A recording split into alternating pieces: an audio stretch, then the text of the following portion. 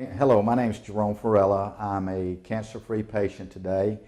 I've been a practicing dentist for 42 years. In the fall of 2015, I was diagnosed with a gastric diffuse B-cell lymphoma. And it's pretty alarming when you hear the word cancer. So starting to do my research to try to find some protocols for treatment. Everywhere I went and all the consultations that I had across the country from all the cancer centers and all the major universities was all the same. It was a real cookbook. It was chemotherapy with radiation. And having lost a lot of my family members and close friends to cancer, and having gone through the treatment conventionally, which I found to be very brutal, I wanted to reach out and find a different modality or a different treatment, an alternative treatment that I thought that would work for me. And the good Lord, I believe, sent me to Dr. Frida Brannon at New Hope Unlimited in Arizona, and at which time I went to them and went through their protocol. And what I did learn, and what I learned in this journey to get rid of this cancer, was that if you will clean up the body's terrain, detox the body, and build the immune system up, then your body's better prepared to go through any treatment and get better results.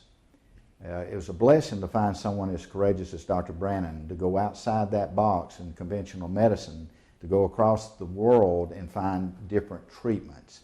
And as it turned out, with detoxification, the immune system build up, the vaccine that she created for my blood, and the cell therapy that they do, what turned out for me was really, in comparison to conventional medicine, a very easy process.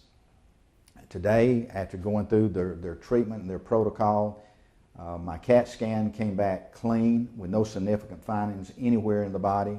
My upper GI with the biopsy came back no cancer, which was really an amazing thing to occur for me. My friends, a lot of my physician friends, thought I was doing voodoo or witchcraft to go to where I did in Mexico and have this treatment done. And I'll never forget this, when one of my surgeon friends and his family are all physicians, and his sister actually was going to do the radiation that I didn't do.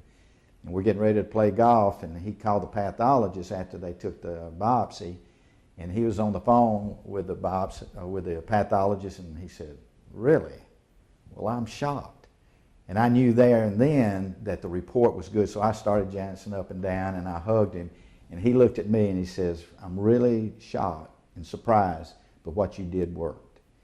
And I can't do anything but have a heartfelt gratitude to Dr. Brannon and her research team, her physicians and nursing staff that were absolutely first class and outstanding, Nancy at corporate, and my good friend Carol Gideon, the oncology nurse that followed up after getting home and having the vaccine given to me, and the journey knowing that my life is extended. The one thing I'd like to point out to anyone looking at this, chemotherapy and radiation will kill the primary lesion, but what is not being told is that there are basically two types of cancer cells. The ones that multiply and how people lose their hair because the chemotherapy will kill the fast-growing cells, but there are metastatic cells that are resistant to this chemotherapy, which tears down the immune system.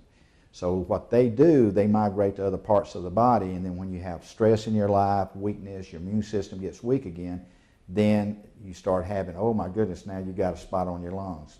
They go in there and radiate, chemo that, and then a year and a half, 2 years later, then all of a sudden you got a lesion in your kidneys or liver. Oh my goodness, now it's progressed and spread throughout the body. And I can say this because this is exactly what happened to my sister that was a breast cancer, had that, then it spread to her lungs, then it spread to her brain, and then from the time she was diagnosed to the time she died was 7 years. So I knew, and being that there had to be a better avenue of treatment than what all these clinical centers were telling me, where I went across the whole United States to try to find something other than putting chemo and poison in my body.